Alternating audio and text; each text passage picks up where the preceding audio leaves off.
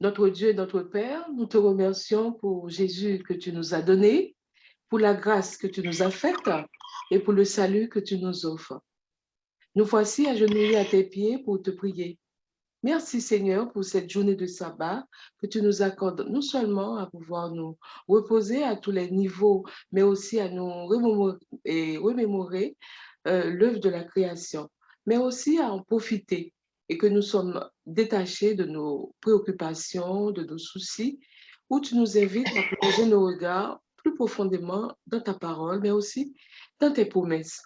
Assiste-nous selon ta miséricorde, que tu puisses nous accorder la compréhension, la sagesse et l'intelligence. Alors que nous allons ouvrir ta parole, que ton esprit nous instruise, nous guide, nous éclaire, nous conduit dans toute la vérité. Que tu puisses nous montrer à travers de ta parole quel est ton plan et tes attentes par rapport à ton peuple. Et que par ta grâce et ta puissance, nous puissions nous y attacher, nous y cramponner et témoigner de ton amour et de ta fidélité. Nous t'avons prié avec le pardon de nos péchés en ton Fils Jésus et pour la gloire de ton nom. Amen. Amen. Amen. Amen. Merci Viviane, merci à toi aussi. Hein? Merci beaucoup. Voilà, donc maintenant, nous cédons la place à notre frère Edgar, qui va nous conduire dans l'étude qu'il a préparée.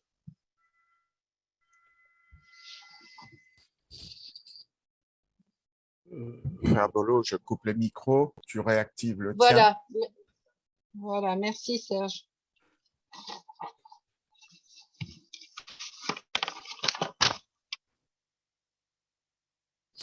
Je dis bonjour à mes frères et sœurs, je leur souhaite un bon sabbat sous le regard de notre Père. Ce matin, quand je me suis réveillé, ce n'était pas la forme, mais je vais avec la force que j'ai, car il y va de d'accomplir la mission que Dieu nous a fixée. Alors, ce matin, notre étude aura comme titre « Le message de Balaam pour les adventistes ». Alors, ce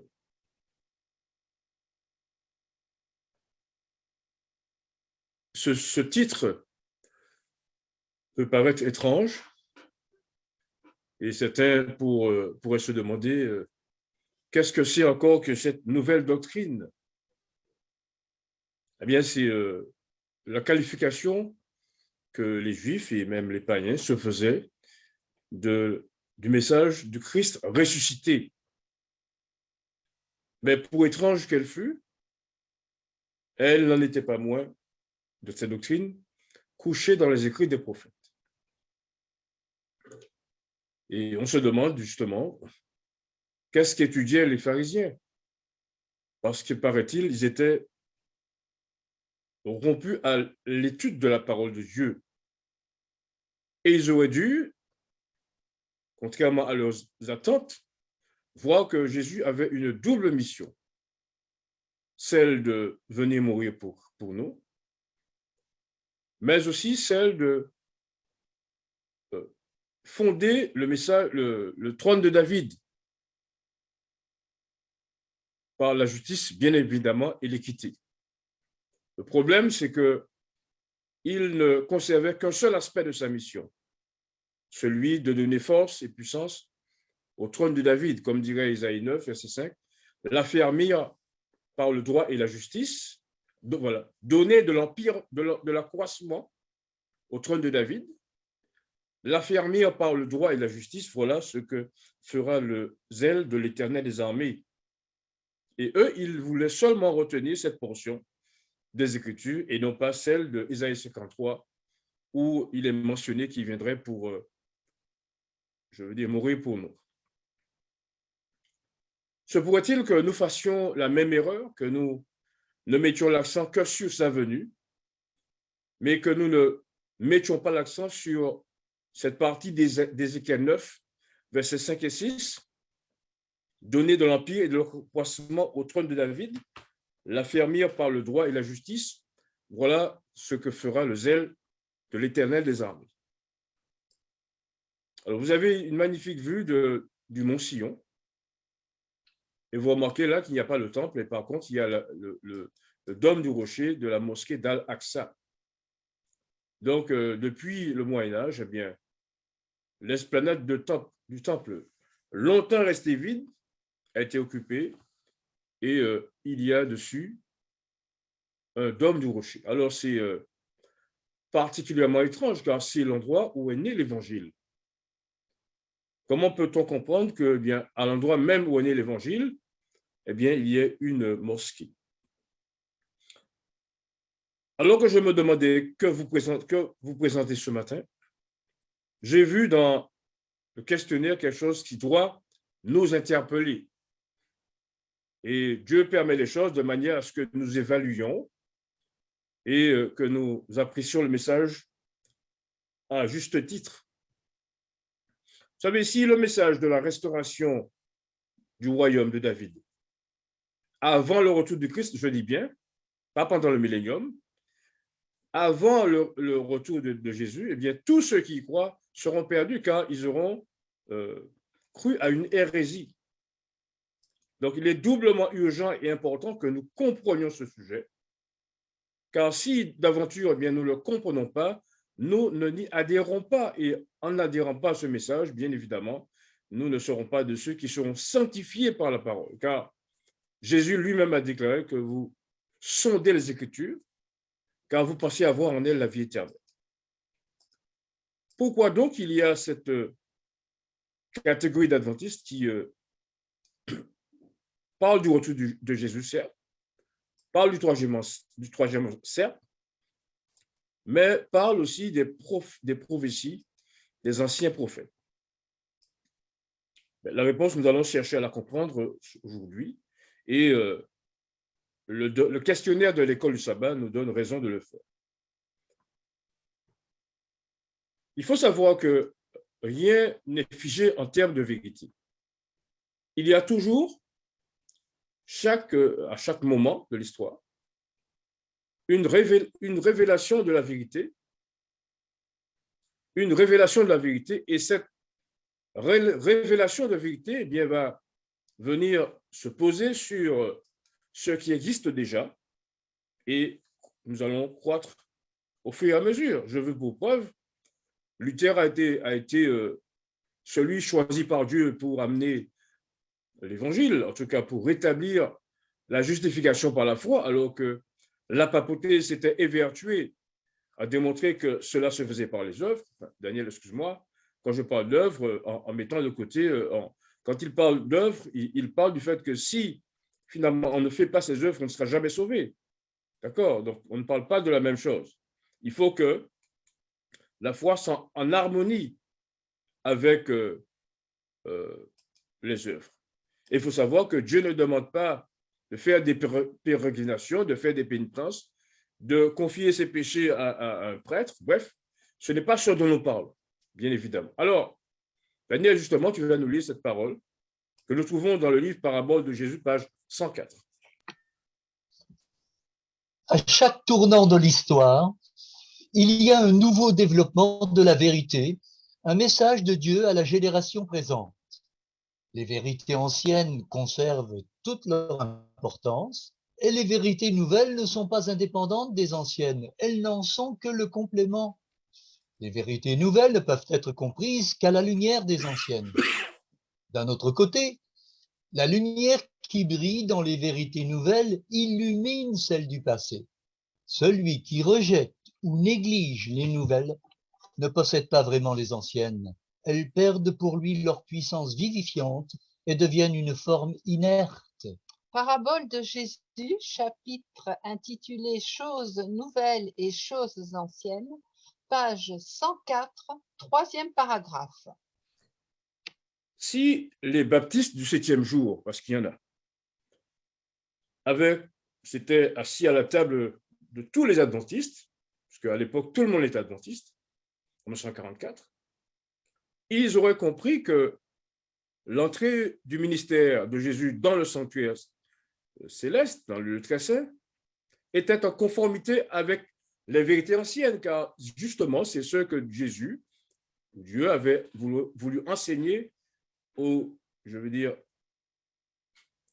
des personnes qui officiaient dans le temple. Donc, le fait que Jésus était l'antitype du sacrificateur qui entrait une fois l'an, eh bien, il fallut que Jésus entrât dans le lieu très saint pour commencer l'expiation. Donc, s'ils avaient compris que cette vérité du sanctuaire, cette entrée du Seigneur dans le lieu très saint était une vérité nouvelle, mais qui allait de concert avec celle enseignée anciennement par les Hébreux, ils auraient compris. Et ils n'auraient pas dit en 1846 que 1844, c'était la pire des choses qui leur soit arrivé en tant que croyant à la vérité. Donc, il faut comprendre cela. Et ce matin, nous allons faire le même exercice. Nous allons partir d'un événement qui se passait à l'époque et nous en tirons la leçon pour notre temps aujourd'hui. Car, frères et sœurs, je vous prie de croire que je m'en voudrais d'être celui qui vous ait conduit dans les erreurs, dans l'hérésie. Donc, c'est pourquoi nous sommes ensemble. C'est pourquoi, justement, nous avons cette phase de questions qui nous permet de mettre les choses cartes sur table et de comprendre ce que Dieu attend de nous, surtout, attendre de ceux qui participeront avec éclat, avec force et puissance à la fin du message du troisième ange. Alors, qu'est-ce que j'ai retenu dans le questionnaire qui m'a interpellé et que je fasse cette étude ce matin? Alors, nous sommes dans la partie de dimanche. Nous allons lire cette partie.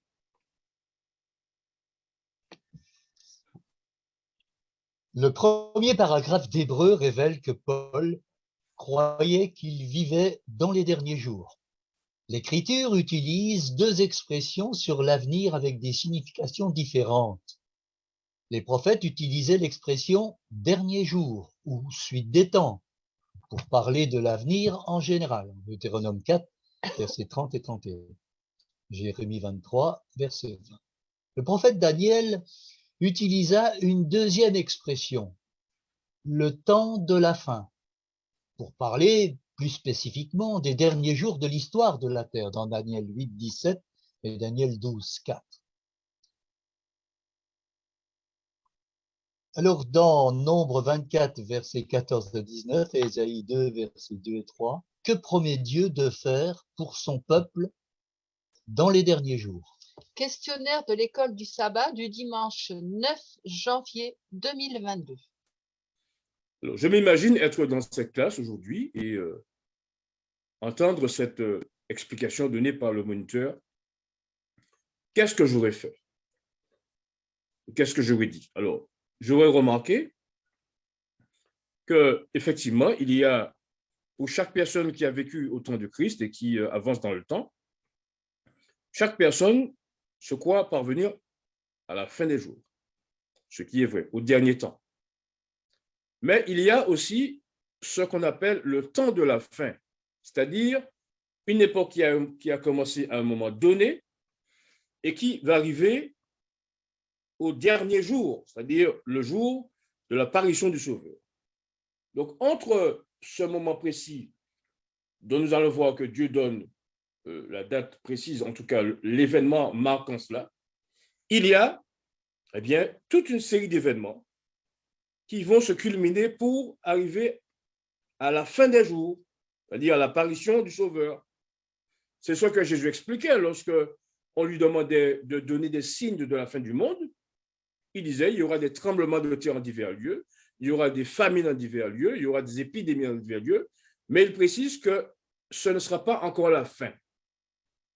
Alors, puisque l'expression que nous allons étudier aujourd'hui parle du temps de la fin, nous allons essayer de comprendre, est-ce que cette prophétie est en cours pour nous aujourd'hui, ou est-ce que parce que Jésus est venu, eh bien, cette prophétie n'a plus de sens, c'est-à-dire que nous nous retrouverions à tourner les pages de Genèse, d'Hébreux, d'Exode, de Jérémie, de Zacharie, en disant, tiens, bon, écoute, le Seigneur a révélé cette prophétie à des hommes, mais finalement, cela n'aura pas de sens parce que Jésus est venu. Alors, contrairement à ce que nous pensons, Jésus a quelque chose à dire sur la question de ces prophéties, ce que nous allons voir tout à l'heure. Alors, je relève néanmoins que l'auteur du questionnaire, qui est une sous-branche de l'ange de Laodicée, parce qu'il faut que l'ange de Laodicée donne son aval, déclare que le prophète Daniel utilise une deuxième expression, le temps de la fin, pour parler plus spécifiquement des derniers jours de l'histoire de la Terre. Alors, ça, je ne suis pas d'accord avec cette expression, je ne suis pas d'accord avec cette explication, et nous allons le prouver bibliquement. Le deuxième point que nous allons lire, qui est recommandé d'étudier, c'est d'étudier Nombre 24, versets 14 et 19, et aussi dans Ésaïe 2, versets 2 à 3, laissant à penser que lorsque nous lirons ces textes, eh bien, ces deux textes, Dieu fera quelque chose pour son peuple. Nous allons vérifier cela. Alors, sur le fait qu'ils disent que le prophète Daniel utilise une expression, le temps de la fin, pour parler plus spécifiquement des derniers jours, voyons si cela tient la route au regard de la prophétie biblique, justement, au regard de la prophétie de Daniel 8, 14, et nous voulons savoir à quel temps Daniel ici fait allusion. Voilà ce que Daniel lui-même dit, par le biais d'esprit, bien évidemment. J'entendis parler un saint, et un autre saint dit à celui qui parlait, « Pendant combien de temps s'accomplira la vision sur le perpétuel et sur le péché dévastateur? Jusque à quand le sanctuaire et l'armée seront-ils foulés? » Et il me dit, 2300 soirs et matins, puis le sanctuaire sera purifié. Tandis que moi, Daniel, j'avais cette vision et que je cherchais à la comprendre, voici quelqu'un qui avait l'apparence d'un homme se tenait devant moi. Et j'entendis la voix d'un homme au milieu de l'Ulaï. Il cria et dit, « Gabriel, explique-lui la vision. » Il vint alors tout près du lieu où j'étais, et à son approche, je fus effrayé, et je tombai sur ma face. Il me dit, « Sois attentif, fils de l'homme, car la vision concerne un temps qui sera la fin. » Daniel chapitre 8, versets 13 à 17. Vous avez remarqué que l'auteur du questionnaire, expliquant Daniel 8, 17, dit quoi? Le prophète Daniel utilisa une deuxième expression, le temps de la fin, pour parler plus spécifiquement des derniers jours de l'histoire de la Terre. Force est de constater que l'auteur du questionnaire n'a pas lu, Daniel 8, parce que Daniel 8 parle justement de la purification du sanctuaire, et avant d'y venir, eh bien, Dieu va passer par l'explication du bélier, du bouc, etc. Il va arriver à aller au moment de la petite corne. Et Daniel il va recevoir le saint qui pose la question, dira, mais jusqu'à quand l'armée et le sanctuaire sera-t-il foulé? Et il me dit, jusqu'à 2300 soirs et matins, le sanctuaire sera purifié. Et concernant cette période, concernant la vision des soirs de matin, Gabriel termine en disant, car la vision, alors il dit, car la vision, laquelle celle des soirs et des matins, concerne un temps qui sera la fin. Or, si nous devons nous en remettre à l'explication de l'auteur du questionnaire, eh bien, la vision n'aurait pas encore lieu, puisqu'il dit que ce sont les derniers jours de l'histoire de la Terre. Or, nous savons que la vision a commencé en 1844. Alors, si on veut accepter 1844 comme étant le dernier jour, bon, il faudra qu'on m'explique comment, depuis 1844, nous sommes à 177 ans déjà, est-ce que finalement, les 177 ans correspondent aux derniers jours de l'histoire de l'humanité? Vous en conveniez avec moi, sur ce point-là, nous pouvons accepter l'idée que la vision des soirs et des matins correspond aux derniers jours de l'histoire de l'humanité. Ce que nous pouvons comprendre, par contre, c'est que depuis 1844 et même un peu avant, il y a eu des événements qui vont être marqués, qui vont être précisés dans la parole de Dieu. Et à partir de ce moment, nous pourrons dire effectivement que le temps de la fin a commencé et qu'il va s'y passer une série d'événements qui vont culminer jusqu'au dernier jour de l'histoire de la terre, jusqu'à l'apparition de notre Sauveur Jésus-Christ. Donc, je pense que vous avez bien compris ce que je voulais dire, que lorsqu'on emploie le temps de la fin, cela ne signifie pas le dernier jour, cela ne signifie pas la fin des temps, cela ne signifie pas les derniers jours avant la fin de l'histoire de ce monde, mais cela correspond à une période de temps correspondant aux événements qui vont jalonner l'histoire de l'humain. J'espère que cela est bien compris. Donc, nous rejetons cette mention du questionnaire qui dit que le prophète Daniel utilisa une deuxième expression, le temps de la fin, pour parler plus spécifiquement des derniers jours de l'histoire du monde. Donc, ceci est à rejeter. Alors, il nous demande de lire Nombre 24, versets 14 et 19, et lire Ésaïe 2, verset 2 à 3, parce que le Seigneur a une révélation à nous faire, et selon ce que nous y lirons, eh bien, Dieu fera quelque chose pour son peuple. Nous allons vérifier cela. Alors, l'auteur du questionnaire continue en disant,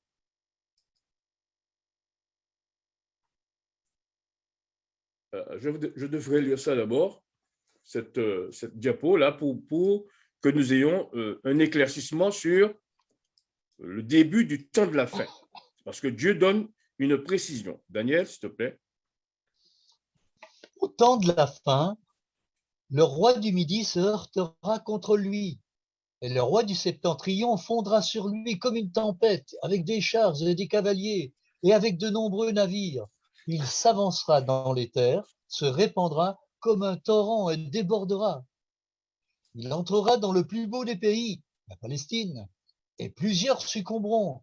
Mais Édom, Moab et les principaux des enfants d'Ammon seront délivrés de sa main.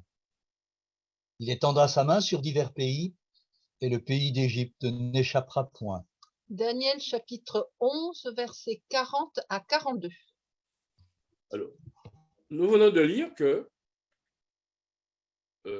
lorsque Gabriel a dit à Daniel que la vision des soirs et des matins correspond à un temps qui sera la fin, nous savons que cet événement s'est passé en 1844. Alors, nous avons finalement une fourchette de temps, un point de départ, un point de référence pour montrer que cette vision a tourné autour de 1844.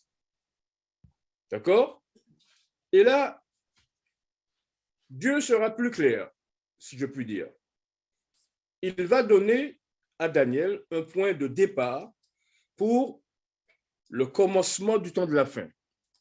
Alors, notez qu'il ne dit pas jusqu'au temps de la fin, notez qu'il ne dit pas pendant le temps de la fin, mais il dit au temps de la fin. Donc, il y aura donc un événement au temps de la fin qui va marquer le début du temps de la fin, ou des derniers jours, pas nécessairement le dernier jour, mais alors, qu'est-ce qui se passe? Il montre un conflit qu'il y a entre le roi du Nord et le roi du Sud. Alors, je dis bien, au temps de la fin, le roi du Midi se heurtera contre lui, le roi du Nord, car Daniel 11 a pour but de nous montrer un conflit entre le roi du Nord et le roi du Sud qui a commencé depuis la fin du royaume de Babylone, depuis l'entrée du royaume médo-persan, et qui va culminer jusqu'au temps de la fin. Donc, qu'est-ce qu'il y a au temps de la fin? At the time of the end, les Anglais sont encore plus précis que nous, il dit qu'il y aura un conflit. Et ce conflit mettra aux prises le roi du Nord et le roi du Sud. Et que, suite à ce conflit, le roi du Nord va vaincre le roi du Sud, bien évidemment, puisqu'il dit et le roi du Septentrion fondera sur lui. Celui ici est le roi du Sud, comme une tempête, etc. Et au verset 41, il va entrer dans le plus beau des pays et plusieurs succomberont. D'accord? Donc, ce roi du Nord va entrer dans la terre de Palestine. Il va même aussi adjoindre à son royaume, puisque ce sont les royaumes dont on parle, le pays d'Égypte. Qu'est-ce qui s'est passé dans les années 40? Eh bien, 1840, il s'est passé que l'Angleterre, qui est au nord de la Méditerranée, a envahi l'Empire turc ou encore l'Empire ottoman Et finalement, il va prendre à ce pays la Palestine, car l'Empire ottoman avait mainmise sur la Palestine. Et non seulement cela, mais il va prendre aussi les pays adjacents. Il va prendre, par exemple, le pays d'Égypte. Alors, ceux qui connaissent bien l'histoire savent que lorsque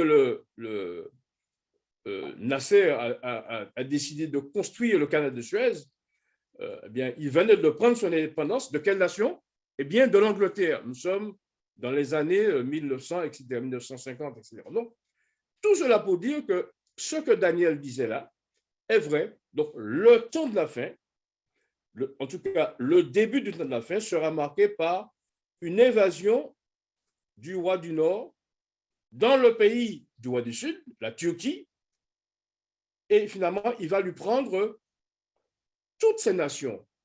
Et ceux qui connaissent bien l'histoire savent que lorsqu'il a été question de séparer la Palestine, eh bien, c'est l'Angleterre, le colonisateur, qui en a décidé.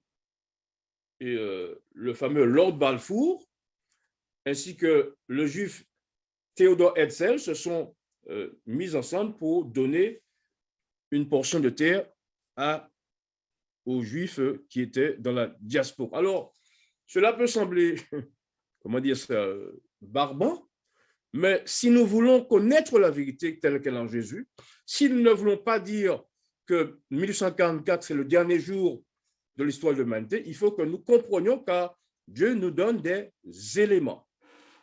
Donc, je me répète, le temps de la fin correspond à un moment où l'Angleterre, le roi du Nord, va entrer en conflit avec le roi du Sud, la Turquie. Si vous avez une carte, prenez-la, parce que vous verrez bien que l'Angleterre est au nord de la Méditerranée et la Turquie au sud. Et vous comprendrez que Dieu va nous donner des éléments. Alors, ceci est important, parce que lorsque nous lirons Nombre 24, 14 et 19, comme cela nous est recommandé, vous verrez que Dieu parlera d'un conflit qui aura lieu au temps de la fin. Et nous comprendrons que ce temps de la fin ne peut pas être le moment où Jésus est venu, même si certains apôtres, finalement, le prenaient à leur compte parce qu'ils pensaient vivre le temps de la fin, mais que Dieu nous a donné un élément précis, un élément de temps, de référence. Le temps de la fin commence avec cette guerre entre le roi du Nord, l'Angleterre, et le roi du Sud, la Turquie, ou encore l'Empire ottoman. Mais nous aurons l'occasion néanmoins de revenir là-dessus, mais j'espère que vous avez compris que eh bien, cet événement est important et le temps de référence l'aide aussi. Alors, le questionnaire continue en disant, Daniel. Plusieurs prophètes de l'Ancien Testament ont annoncé qu'au dernier jour, Dieu susciterait un roi qui détruirait les ennemis de son peuple, Nombre 24, les versets 14 à 19, et qui attirerait les nations vers Israël, Ésaïe, chapitre 2, les versets 2 et 3. Paul dit que ces promesses ont été accomplies en Jésus. Il a vaincu Satan, et par la proclamation de l'Évangile, il attire toutes les nations à lui-même, Colossiens 2, verset 15, et Jean 12, verset 32. En ce sens, alors, les derniers jours ont commencé parce que Jésus a accompli les promesses de Dieu. Questionnaire de l'école du sabbat du dimanche 9 janvier 2022. Alors, il est bien important que vous compreniez ça, frères et sœurs. Dans la recommandation qui est faite ici, le temps de la fin, l'auteur nous demande de lire Nombre 24, 14 à 19 et de voir ce que Ésaïe 2 et 3 disent, parce que Dieu doit faire quelque chose pour son peuple. Mais si nous entrons dans la logique de ce que dit le questionnaire, eh bien, nous comprendrons que cet événement n'aura pas lieu, parce que les événements dont il est parlé ici correspondent au début de la proclamation de l'Évangile, et comme vous le verrez, ce n'est pas le cas. Donc, nous allons considérer nous-mêmes comme de grands garçons, comme de grandes filles, ce que Dieu dit dans Nombre 24, et nous en tirons les conclusions de manière à ce que nous comprenions l'importance qu'il y a d'étudier les révélations des prophètes en relation avec la terre de Palestine, car c'était là le sujet de l'époque. Alors, quelle est visiblement, le moniteur n'a pas compris cela. Quel est le contexte de Nombre 24? Alors, Dieu nous demande de nous souvenir d'un événement important. Alors, Daniel, s'il te plaît, lis-nous ce que Michée 6, verset 5, nous rappelle de faire. Mon peuple, souviens-toi, je te prie, du dessein que forma Balak, roi de Moab, et de ce que Balaam, fils de Béor, lui répondit, de Sittim jusqu'à Gilgal, afin que vous connaissiez la justice de l'Éternel. Michée, chapitre 6, verset 5, en version Darby. Vous savez, lorsque Dieu nous demande de considérer quelque chose d'important, il nous demande de souvenir d'une telle chose. Souviens-toi du jour du repos. Souviens-toi de ce que Balaam a dit à Balak, afin que tu connaisses la justice de l'Éternel. Donc, nous allons aller simplement dans Nombre 24 et nous allons y voir ce que Dieu nous demande de faire. Donc, on va prendre Nombre 24. On va prendre Nombre 24. Nous lirons les versets 1, 2, 13 et 14.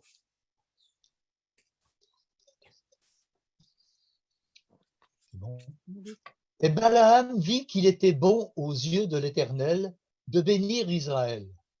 Et il n'alla pas, comme d'autres fois, à la rencontre des enchantements, mais il tourna sa face vers le désert. Et Balaam leva les yeux et vit Israël habitant dans ses tentes, selon ses tribus. Et l'Esprit de Dieu fut sur lui. Et maintenant, voici, je m'en vais, c'est Balaam qui parle, vers mon peuple Israël. Viens, je t'avertirai de ce que ce peuple, toujours ce peuple Israël, fera à ton peuple, c'est-à-dire les Moabites, à la fin des jours. Nombre, chapitre 24. Et il proféra son discours sentencieux et dit, petit point Voilà. de suspension. Pardon, excusez-moi.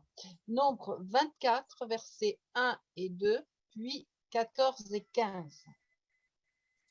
Notez que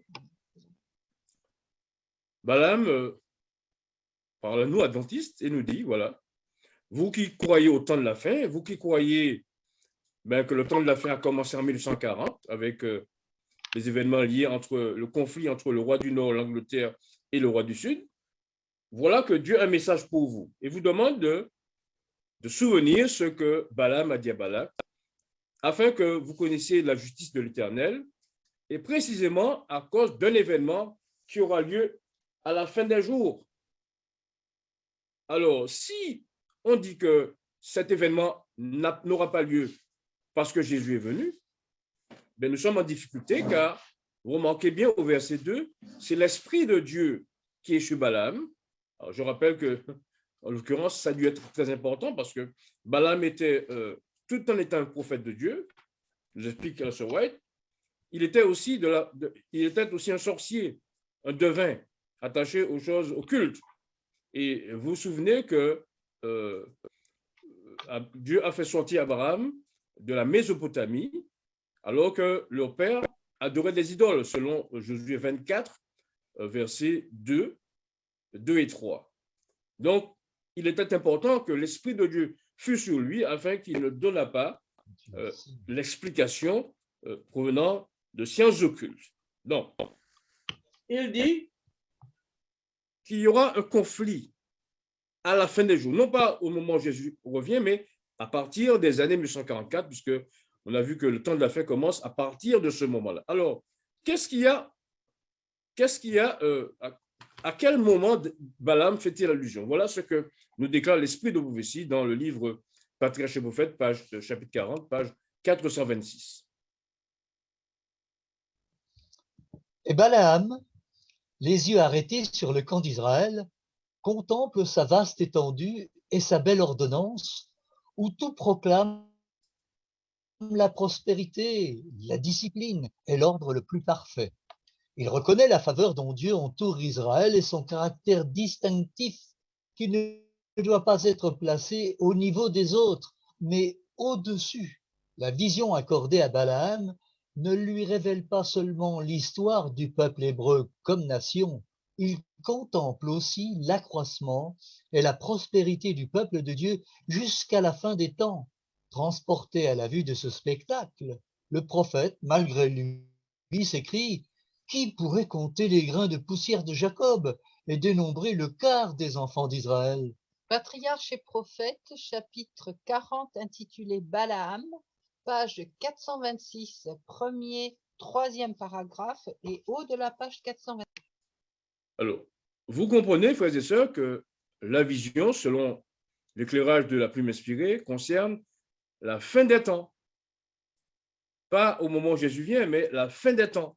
Donc, nous avons un élément important. Et il est tellement transcendé par cette vision qu'il va se dire, mais qui pourrait compter les grains de la poussière de Jacob et dénombrer le quart des enfants d'Israël? Alors, cette déclaration coupe court à l'idée que les enfants de Jacob ont disparu de la circulation, puisqu'il se termine en disant, mais il arrive à la fin des jours, il dit, qui pourrait compter les grains de poussière de Jacob et dénombrer le quart des enfants d'Israël? Donc, si Balaam dit que bien, Jacob sera présent, il ne fait rien de plus que s'accorder avec ce que disait Jacob, leur père, puisque on a déjà lu ce texte souvent. Jacob déclare que ses fils devaient être assemblés et que Jacob, donc, leur dirait ce qui leur arriverait à la fin des jours. À la fin des jours, vous avez bien compris que ce n'est pas le moment où Jésus arrive sur les nuées des cieux. Alors, quel est donc le contexte de la vision de Balaam? Et qu'est-ce que Dieu lui a montré de manière claire? Alors, bien évidemment, sans une explication, une exploration de la carte de la terre de nos pères, nous ne saurions comprendre ce que cela signifie. Donc, mettons, sans jeu de mots, la carte sur la table et voyons voir ce qu'il se passait à l'époque où Israël était sur le point d'entrer dans la terre de Canaan. Donc, vous avez cette grande portion de terre en vert qui devait recevoir les tribus proprement dites.